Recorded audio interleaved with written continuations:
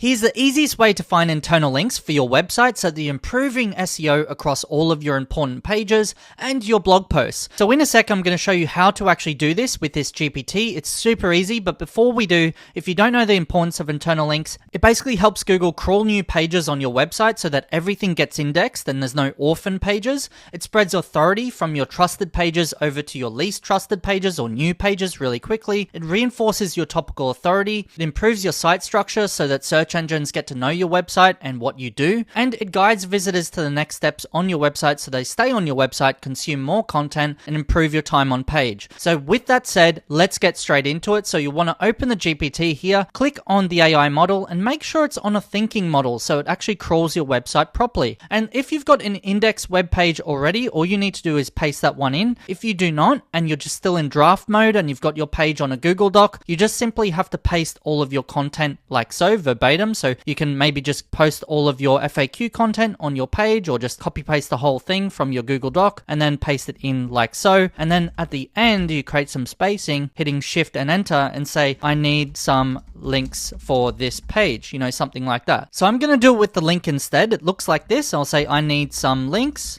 to my blog posts, and then add the actual root domain of the website, so the URL like this, so that it can crawl the actual website correctly. And so we're going to wait a couple of minutes. Okay, so this is what the results should look like. So it's giving me some suggestions on internal links. So it's saying basically I can send internal links to this blog post and this blog post and this blog post, and they're all related to this actual page that I've got, which is really cool. So our job now is to find where this mention is. So it's saying on average it takes around 2 weeks, and it's saying suggest link this blog post here. Then you could add some extra text here. Here's a simple timeline of what to expect and how to speed things up. So I can actually add that and then hyperlink that to the blog post. So our first job is to find this and see where it is. It might be easier if you've got a Google Doc and you can Control Find and quickly see it. But if I go Control Find here and I can't find it, what I like to do is right click anywhere on the page until you can see View Page Source. Click on that one. Wait for it to load because sometimes it takes a little while. Control Find, and then we can see that on average it takes around 2 weeks, blah, blah, blah, blah. So I might find which question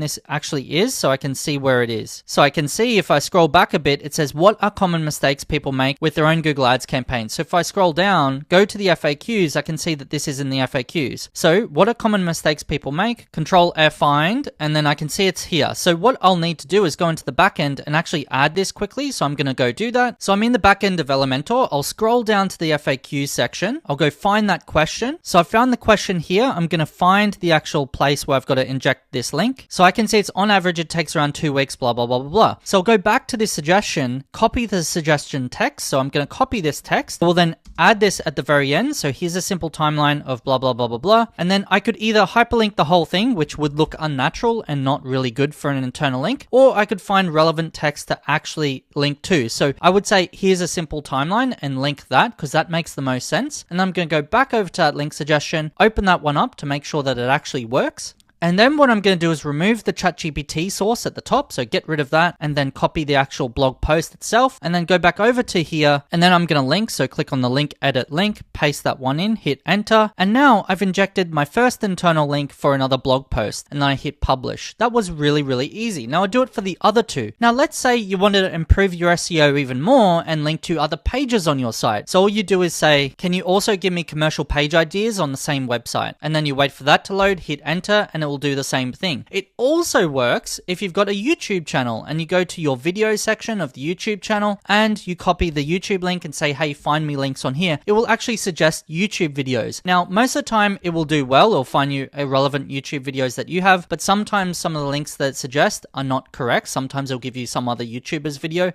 but it happens every now and then. Most of the time this thing works and it's amazing. It speeds up the process of internal link strategy. And if you find that the links are going to dead 404 pages, like so, and they actually don't exist, then you have to tell the AI model to look again and scan again and basically find real links that actually work and say these are going to 404 pages. Okay, so it's done a good job now. Now we can see the actual links it's telling us to actually link to. Now you can instruct it further and say, tell me where to actually add these to. And I might say, I want you to suggest where to add these. Excuse the spelling errors. Okay, so it's all finished. These are real links on my website. And what I might want to do is tell it to find other Google Ads pages in my website as well and keep going, go back and forth a tiny bit. It's already suggesting where to actually add these. So get a clear plan that fits your budget. So I might go through here. It might be in the FAQ section again or here. And it's telling me where to actually add this. So it's saying see current monthly plans and what's included. So basically you find anywhere here to add that. So I might add it at the end and then hyperlink that and then link it to the pricing page and then keep going, and you keep going through all of these and tell it to suggest Google Ads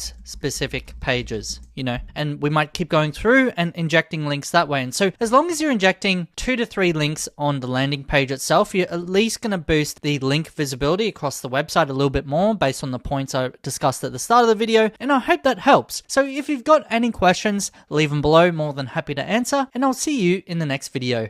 Cheers.